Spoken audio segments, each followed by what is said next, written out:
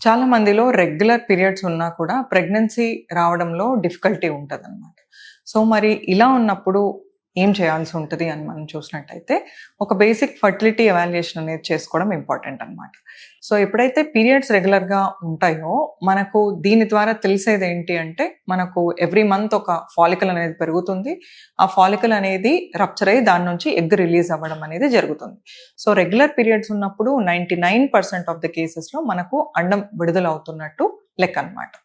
So, అలా ఉన్నా కూడా మనకు ప్రెగ్నెన్సీ అందట్లేదు అంటే, మనకు మగవాళ్ళలో ఒక సెమెన్ అనాలిసిస్ టెస్ట్ చేసుకోవడం ఇంపార్టెంట్. దీంతో పాటు ఆడవాళ్ళలో ఫాలోపియన్ ట్యూబ్స్ అనేవి ఓపెన్ ఉన్నాయా లేదా తెలుసుకోవడానికి ఫాలోపియన్ ట్యూబ్ టెస్ట్ అనేది చేసుకోవడం ఇంపార్టెంట్ అనమాట.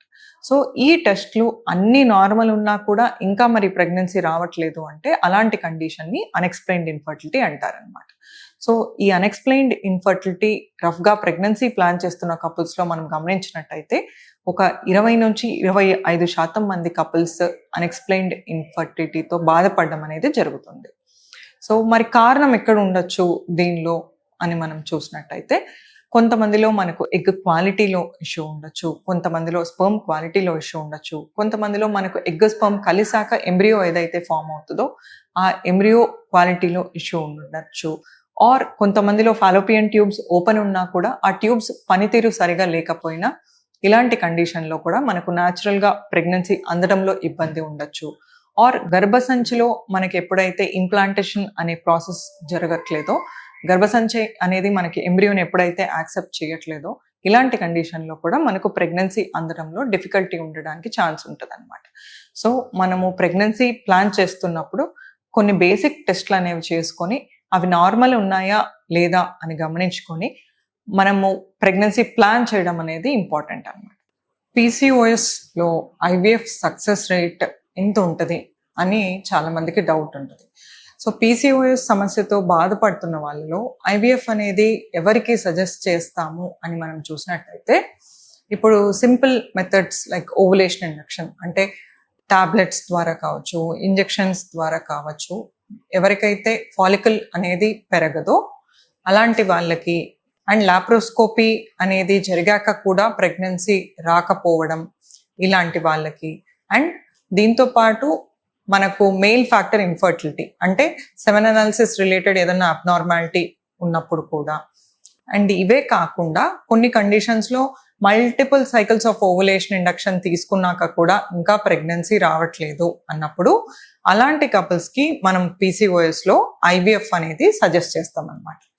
సో, మరి ఐవీఎఫ్ సజెస్ట్ చేశాక వాళ్ళకి ఐవీఎఫ్ ప్రాసెస్లో ఎంతవరకు సక్సెస్ రేట్ ఉండొచ్చు అని మనం చూసినట్టయితే, ఎనీ ఐవీఎఫ్ సైకిల్లో మనకు ఐవీఎఫ్ సక్సెస్ రేట్ అనేది మెయిన్గా ఆడవాళ్ళ ఏజ్ మీద డిపెండ్ అయి ఉంటుంది అనమాట. సో, పీసీఓఎస్ వాళ్ళలో కూడా మనకు ఐవీఎఫ్ ప్లాన్ చేస్తున్నప్పుడు ఆడవాళ్ళ ఏజ్ ఎంత ఉంది అనే దాన్ని బట్టి మనకు సక్సెస్ రేట్ అనేది ఉండడం జరుగుతుంది అనమాట. సో, ఎందుకు అని మనం నోటీస్ చేసినట్టయితే, మనకు ఆడవాళ్ళలో ఏజ్ పెరుగుతున్న కొద్దీ ఎస్పెషలీ 35 ఇయర్స్ క్రాస్ అయ్యాక ఎగ్ క్వాలిటీ అంటే ఎగ్ రిలేటెడ్ మనకు క్రోమోజోమల్ అబ్నార్మాలిటీ జన్యుపరమైన లోపాలు ఉండే ఛాన్సెస్ ఎక్కువగా ఉంటాయి అన్నమాట. సో, ఇలా ఉన్నప్పుడు మనము ఐవీఎఫ్ ప్లాన్ చేస్తున్నప్పుడు ఏ ఏజ్లో ప్లాన్ చేస్తున్నాము అనేది కూడా ఇంపార్టెంట్ అవుతుంది.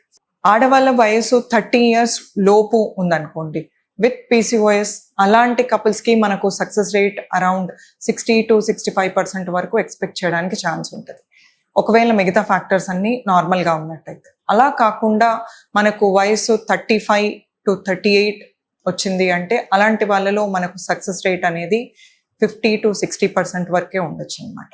ఇంకా మనకు వయసు దాటే కొద్దీ బియాండ్ 40 ఇయర్స్ సక్సెస్ రేట్ అనేది ఇంకా తక్కువగా మనం గమనించడం జరుగుతుంది.